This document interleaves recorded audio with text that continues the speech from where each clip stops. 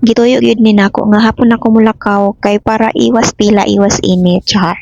Bitaw ay duol naman ko naram ko sa matina applya magboto. Ug medyo traffic lang sa mga eskwelahan nga amo ang magian. Ug nasamad ang inyo ang ante kay katang-atanga man nag-open magkuko ato kanang air freshener nga gihatag pud sa akong ante. Ug ako na lang siyang gipadugo og taman para mahubas siya. Mahubas. Pag human magun ako og abre ang kanang taklob ako na siyang gibutang sa akong kilid. Tapos ako nagtan-aw na ako gikuha.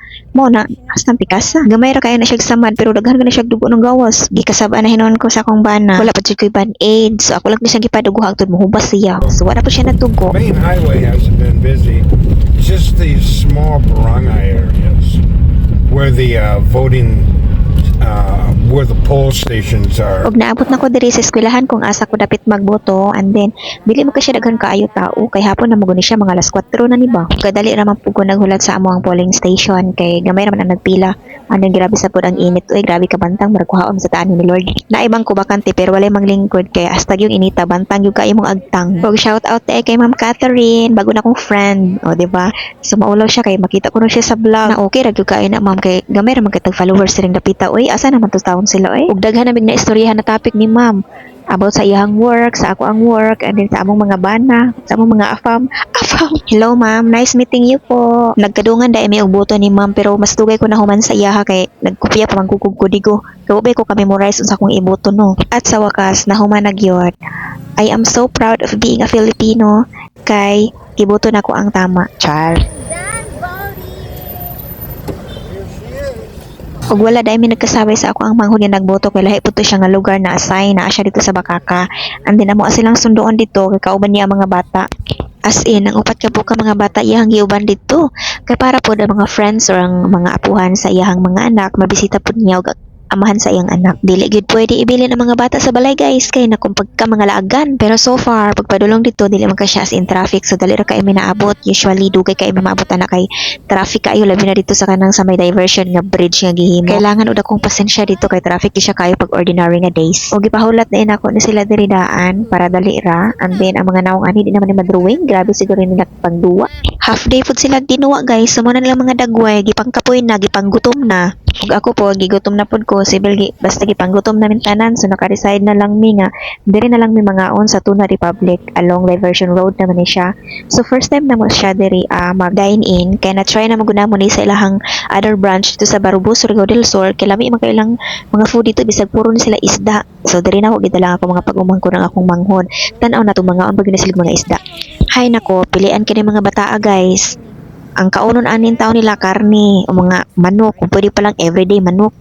Pero kung gulay in town, na mingaw, labi nag-isda, mingaw ang lamisa, dalir kay mondang, kay isda man ang sudan o gulay.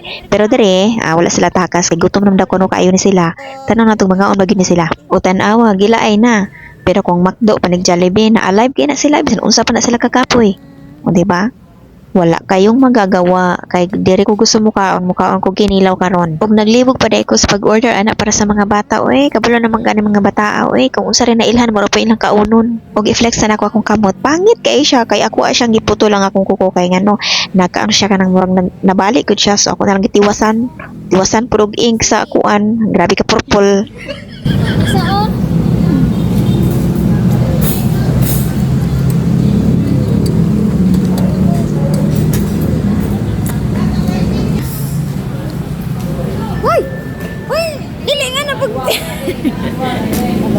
That's our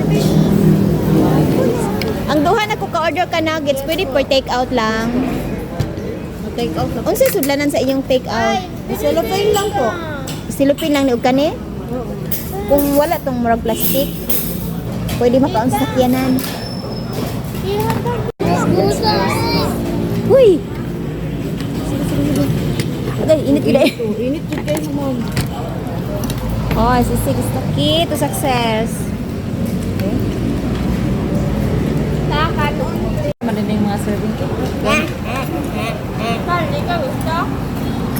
Hindi na yun, lagi ka buko. Hinay. Oh, happy mo hulog.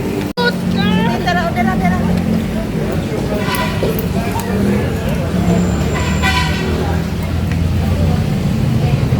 Kamot.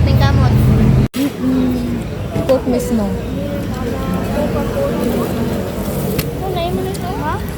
Maloy? Maloy. Malo. Love. Basta nyo na naman yung mga pangalan.